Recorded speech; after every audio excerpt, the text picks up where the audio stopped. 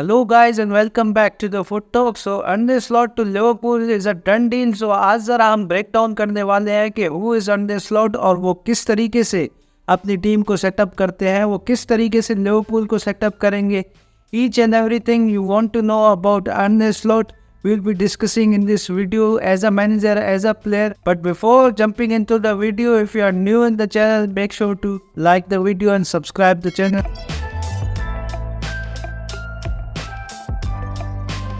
Arne slot एक farmer player थे और उन्होंने एज अ मिडफील्डर अपने कैरियर में खेला. अगर हम क्लॉप की बात करें तो क्लॉप पहले मिडफील्डर थे, फिर वो डिफेंडर बने, then he became the manager. Arne Slot की अगर हम बात करें तो उन्होंने पेस जोएला के लिए खेला. वो एक वन क्लास प्लेयर नहीं थे बट एक डिसेंट प्लेयर थे.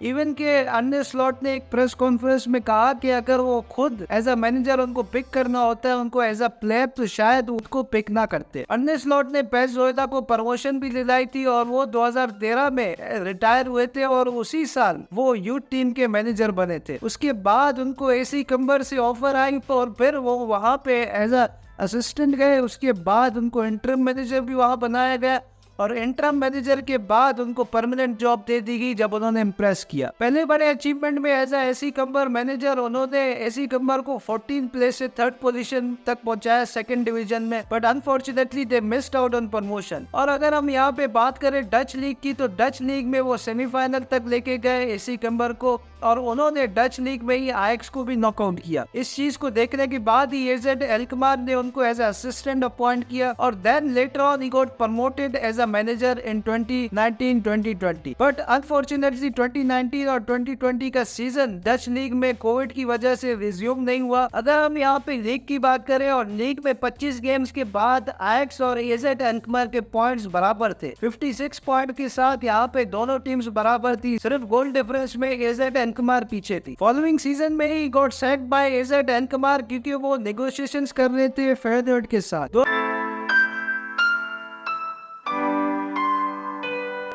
2021 में पहले ही सीजन फेयरनोर्ड के साथ उन्होंने यूएफए कॉन्फ्रेंस लीग का फाइनल खेला बट वो फाइनल जोसे मरीनियो की एस रोमा से अनफॉर्चुनेटली हार गए थे. बट नेक्स्ट सीजन चीजें जो थी वो बदल गई. 14 गेम में फेयरनोर्ड ने फर्स्ट पोजीशन ली और आखिरी गेम तक फर्स्ट पोजीशन पे थे with 82.7 point played to PSV.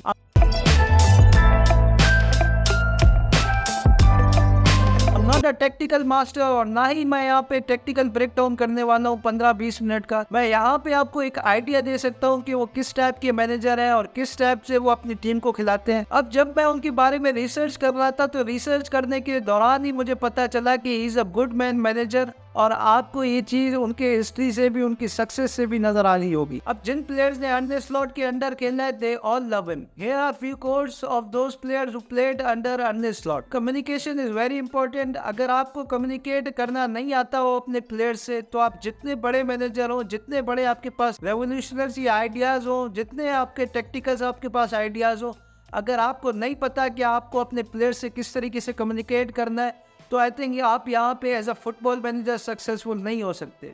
और अगर आप कम्युनिकेशन की बात करें तो अर्ने स्लॉट के लिए कम्युनिकेशन कोई मसला ही नहीं है और इस चीज़ का बाखूबी आपको अंदाज़ा जो उनकी वीडियो सर्कुलेट हो रही है सोशल मीडिया पे उस चीज़ से हो गया होगा. अर्ने स्लॉट की टीम हाई इंटेंसिटी के साथ खेलती है और उनकी कोशिश ये होती है कि उनकी team high on the pitch जो है वो प्रेस करे और जितनी जल्दी हो सके वो अपने अपोनेंट से बॉल को छीन सके. अगर वो ये नहीं कर पाते तो उनकी कोशिश होती है कि वो पीछे से बिल्डअप शुरू करे और उसमें गोलकीपर का मेन रोल होता है, not different to clubs Liverpool. और इसी वजह से उनके ट्रेनिंग सेशन काफी इंटेंस होते हैं. वो चाहते हैं कि अगर उनकी टीम है हाई इंटेंसिटी के साथ खेले सो दे मस्ट ट्रेन. वो सिर्फ शॉर्ट बॉल्स नहीं खेलते. इवन की एक दफा एथलेटिक के जर्नलिस्ट ने कहा कि मार्से के अगेंस्ट गेम था और मार्से के अगेंस्ट गेम से पहले उन्होंने ट्रेनिंग सेशन में अपने मिडफील्डर्स को कहा कि विंगर्स को लॉन्ग बॉल्स खिलाए जाए ओवर द टॉप. तो उसी दौरान ही उनकी मिडफील्डर्स ने उनसे पूछा कि हम लॉन्ग बॉल्स क्यों खिला रहे हैं. तो अर्ने स्लॉट ने उनको कहा कि ये मैं आपको बाद में बताऊंगा. 20 मिनट में फेयरनोर्ड ने 2 गोल स्कोर कर लिए थे मार्से के अगेंस्ट और वो जो दोनों गोल थे वो लॉन्ग बॉल्स के थ्रू ही आए थे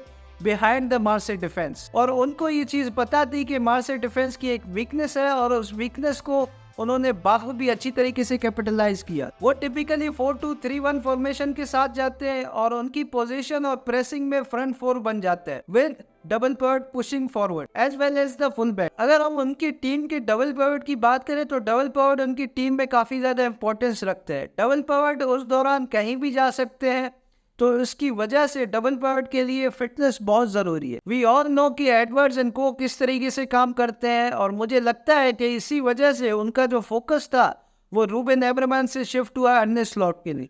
अगर आप अर्ने स्लॉट को देखें तो एक बहुत अच्छे टेक्नीशियन है, उनकी मैन मैनेजमेंट काफ़ी अच्छी है और मेरे ख्याल से उनकी कम्युनिकेशन स्किल्स काफ़ी अच्छी है, और लिवरपूल को इस वक्त रीबिल्ड के लिए एक ऐसा ही मैनेजर चाहिए। बाकी ये तो टाइम ही बताएगा कि वो कैसे मैनेजर होते हैं, वो लिवरपूल में सक्सेसफुल होते हैं नहीं होते, वो क्लॉप को रिप्लेस कर पाते हैं नहीं कर पाते।